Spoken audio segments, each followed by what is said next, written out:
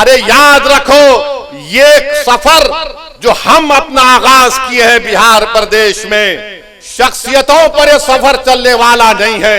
सुबह क़यामत तक इंशाअल्लाह ताला बिहार की सरजमीन पर एमआईएम पार्टी आबाद और शादाब रहेगी।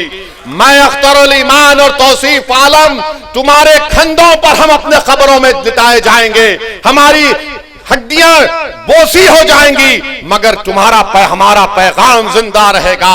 ये नौजवानों, अब तुम्हारी जिम्मेदारी है कि तुम आओ, आगे बढ़ो और अपने हक को हासिल करो। बुजुर्गों, इन नौजवानों की सरपरस्ती करो और याद रखिए, हमारी जिम्मेदारी नहीं है, हमने कभी भी फिरका परस्ती का साथ नहीं दिया। हमने हमेशा हिंदू मुस्लिम इत्तेहाद को मजबूत करने का काम किया।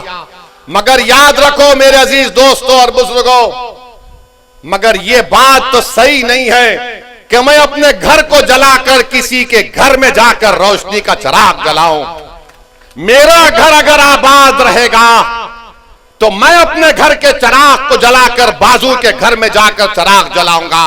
हम 50 साल से अपने घर के चिराग को गुल करके, अपने घर को जलाकर राख करके किसी और के महल को रोशन कर रहे हैं। अब महल किसी का रोशन नहीं होगा, पहले राना के घर में हम चिराग जलाएंगे, तौसीफ आलम के घर में चिराग जलाएंगे, अख्तरुल ईमान को कामयाब करेंगे। ये हमारी कोशिश होनी चाहिए। तुमने देख लिया कि भारत की पार्लियामेंट में बहुत है, मगर अगर तुम्हारी अजमत का मसला आता है, तुम्हारी गीरत का मसला आता है, तुम्हारे तहफ़्फ़ुज़ का मसला आता है, तुम्हारे हुकूक का मसला आता है, तो कौन आवाज उठाता? उसका पार्टी का नाम मजलिस इत्तेहादुल मुस्लिमीन है।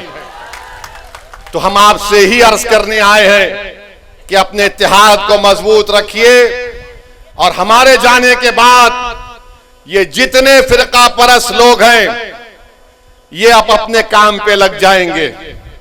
ये जितने नाम निहाद सेकुलर लोग हैं वो भी काम पे लग जाएंगे।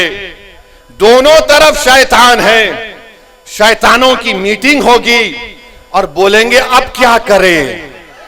जो जालिम लोग टीवी चैनल पर बैठकर आदिल हसन से असदुद्दीन ओवैसी को गाली देते हैं, प्यारे जितनी गाली देना है दो, कोई फर्क नहीं पड़ता।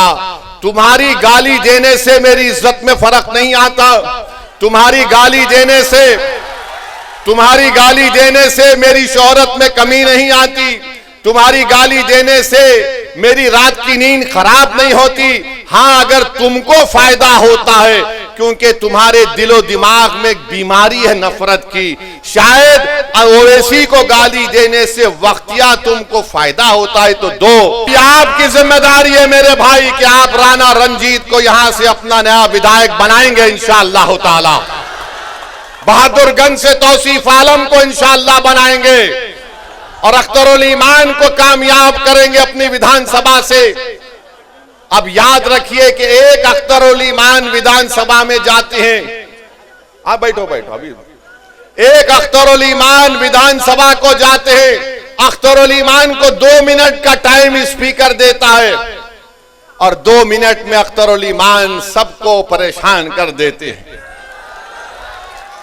तो इंशाअल्लाह ताला अगर हम मुत्तहिदा तौर पर अपने वोट का इस्तेमाल करेंगे तो अख्तरुल ईमान का बाजू नहीं बल्कि बिहार के गरीब और मजलूम अवाम का बाजू तौसीफ आलम और हमारा राणा बनेगा इंशाअल्लाह ताला। तो मेरे अजीज दोस्तों और बुजुर्गों, मुत्तहिदा तौर पर अपने वोट का इस्तेमाल करिए।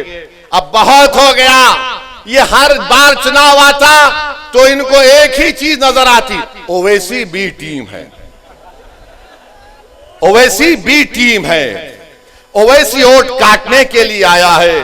अरे तुम याद रखो, जब तक अल्लाह मुझे जिंदा रखेगा मैं तुम्हारी नाक में और दिमाग में दम करके रखूंगा इंशाअल्लाह ताला।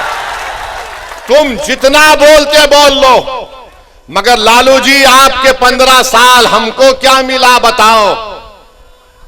नीतीश 20 साल बताओ बिहार के गरीबों को क्या मिला?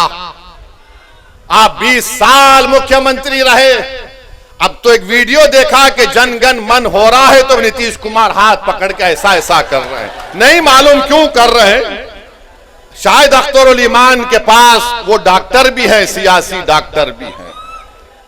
आप बताइए आप किसका साथ देंगे?